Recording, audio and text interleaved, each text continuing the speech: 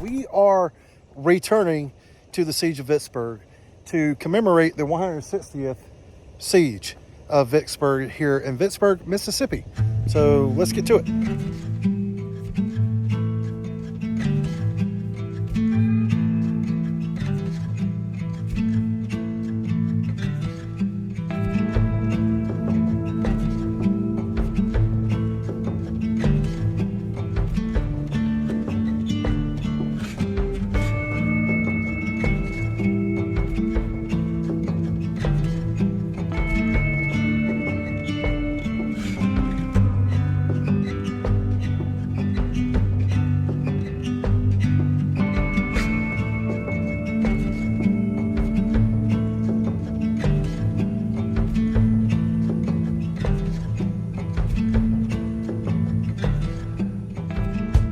So what we're looking at now is known as the Stockade position. Basically, it was nicknamed the Stockade. And this was the site of General Sherman's army after they had come from Champions Hill and had fought at the river a few months back. In May, they ended up here. And Sherman knew that Grant wanted a attack and take out the Confederate army as quickly as possible. Well, from this position that you can see littered with artillery everywhere was artillery and the infantry. And this is a position that will become very famous. Now, I do want to share the story of one guy, guys. I want to share this first because I want you to think about him as we're walking through here. And this is a 14-year-old boy named Orion P. Howe. Made in 1863. During all of this, he was part of the 55. He was with the 55th Illinois Infantry. They were pinned down by enemy fire. They were running out of ammunition, and he volunteered to run back and get more. Well, on the way to get to ammunition, he was wounded. When he got to this general vicinity, he found General Sherman and asked for cartridges. And for his heroic deed and him volunteering and being wounded, he became the youngest recipient of the Medal of Honor. And this is him here. And this is what Grant said in a letter recommending Orion for the Medal of Honor. What arrested my attention then was that one so young carrying a musket ball wound through his leg should have found his way home to me on that fatal spot and delivered his message. So the spot would, I mean, could you imagine being 14 years old, a drummer boy, you're shot in the leg. If I got a cut when I was 14, I'm gonna be crying like a baby. No, he comes here, carries on with his mission. And let's take a look around and talk a little bit about what happens here. And on that May day of 1863, when General Sherman orders an attack across this field. So again, I'm not going to give you all the details, just to, a little bit about what we're looking at here. And I want to show the battlefield off to you. This is a very big battlefield, and this can't be covered in a day like I'm doing. You really need multiple days to cover the Battle of Vicksburg in depth. Let's talk a little bit about what happened in this location where we are with Sherman. So again, this is one of the most important places on this entire battlefield. And if you look to our front, well, there is a Confederate fortification about 200 yards in front of us, whether you can see it or not. But there's also a very deep ravine that was here in May of 1863. So like any other good battlefield, they do have some literature here that helps you determine what happened in the locations, because there are so many of them. And this is murder. That was what was referred to in the position you see in front of you. All the men here were volunteers. They were unmarried, and there were 150 men here called Forlorn hope. So I want to point out a couple of key features here on the battlefield that you're looking at. Just to the left of the screen and off screen is the Stockade Redan, that is the Confederate defenses. The road that runs to your front is the Graveyard Road, which the Union Army had to go over and took so many casualties in doing so. And to our front and right are just some of the prime examples of what the battlefield looked like at the time and the terrain that the Union Army had to traverse. One of the things that cost the Union Army so many lives. Now, about 20 cannon opened up here on the morning of May the 22nd. This is before the siege of Vicksburg even started, but this is what convinces General Grant to lay siege to the town in the first place, was the action that occurred here. General Sherman knew that he had to take a Confederate fort 200 yards dead ahead. They moved through this open road and they began getting very deadly fire and accurate fire from the fort to our front. They were cutting the Union boys in blue in half. I mean, they were just cutting them down like it was absolutely nothing. Only a handful made it to the ditch you see in front of us alive. They remained there pinned down. A second advance was ordered, and again the Federals were ripped apart as they advanced along this road that's known as the Graveyard Road. Almost half of the Forlorn Hope volunteers of the 150 men fell. They were either killed or severely wounded during that May the 22nd assault. For this, all the survivors of Forlorn Hope were awarded the Medal of Honor, including that 14-year-old boy who helped to make the attack here. Without him, they wouldn't have had ammunition. And 14 years old, a kid in this spot, in this hell. Could you imagine? I mean, I hate to use that term, but that's what it was. I mean, it was referred to as a living hell here. And you can see markers down in the bottom that are put there saying that's where they were pinned down at. But unfortunately we can't walk down there. It's a little bit too snaky. The grass is high. Again, it's the middle of May here, and right at the time of the battle, these are the things the guys would have had to combat to. Even though this is all dirt, there were a lot of snakes. But this is the battlefield. Could you imagine though, 20 something of these cannon opening up at one time? Man, it would have been cool. And this is one of the trenches where they launched their attack.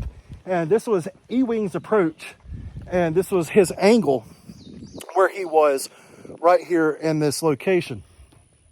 And man, you could just stand here and imagine the Union soldiers laying here waiting to go over and then go down in that deep ravine as they cross the road up under very heavy enemy fire, and they're just getting torn apart. I mean, wow, it's something to think about for sure.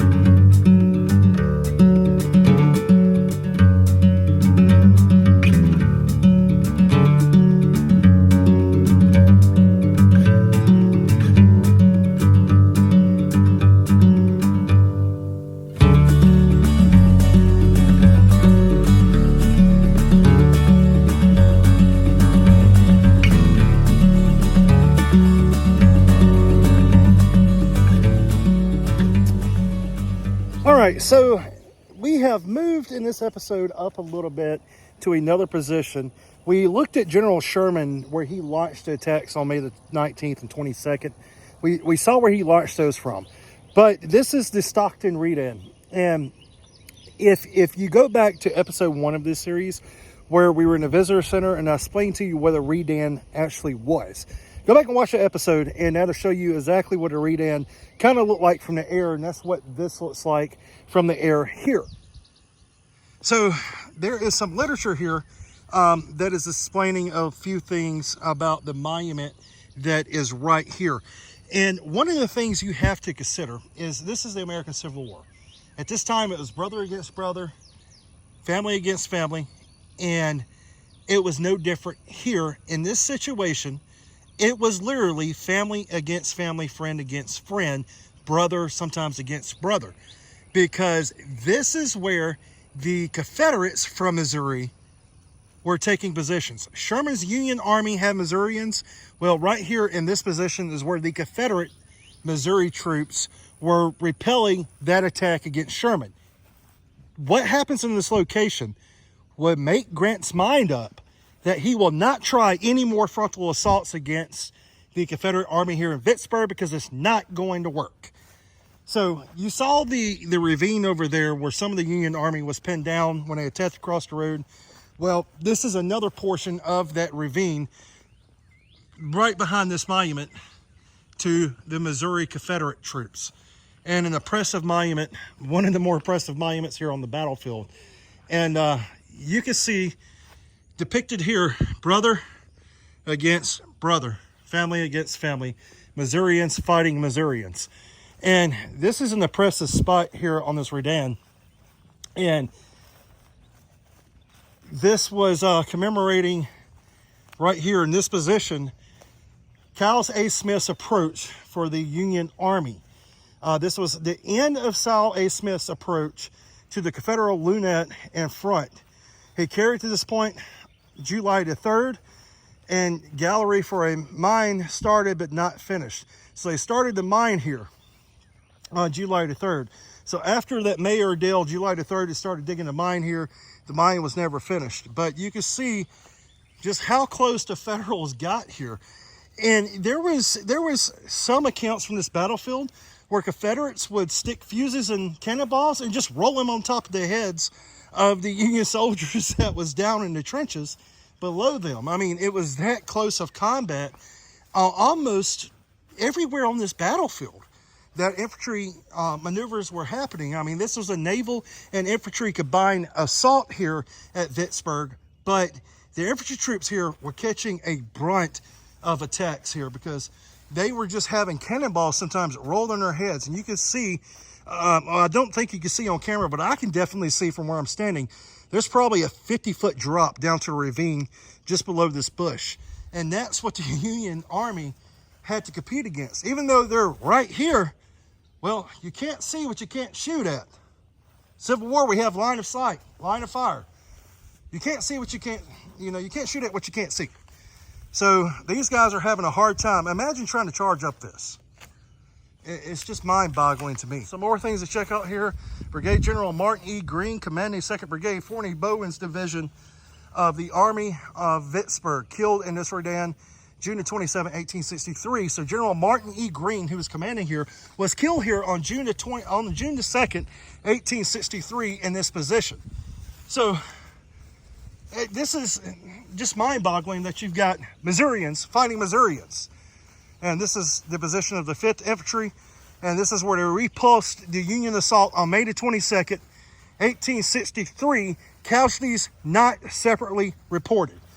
So that means they didn't report their casualties. But I'm going to walk over here. And I know this is a lot of talking. I'm giving you minimal information as possible and trying to show you the site, but you got to understand what you're looking at.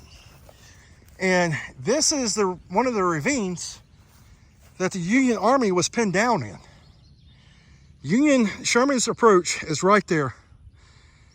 This is one of the ravines, along with that one across the road, that they're just pinned down in. They're getting tore up by the Confederate fire from this position. Pretty cool.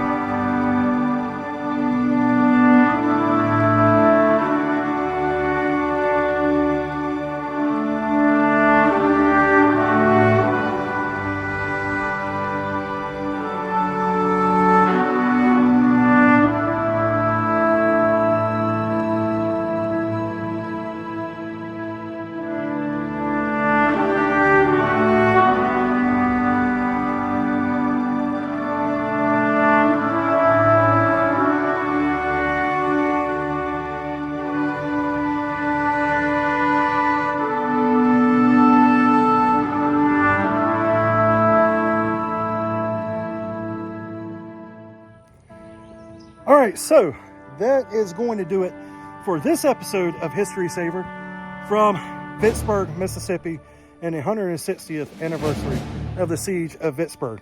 And I'm melting. So I'm going to get in the truck and I'm going to cool off a little bit. And we're going to head to the next place, which means you're going to see another episode here for the 160th anniversary at the siege of Vicksburg.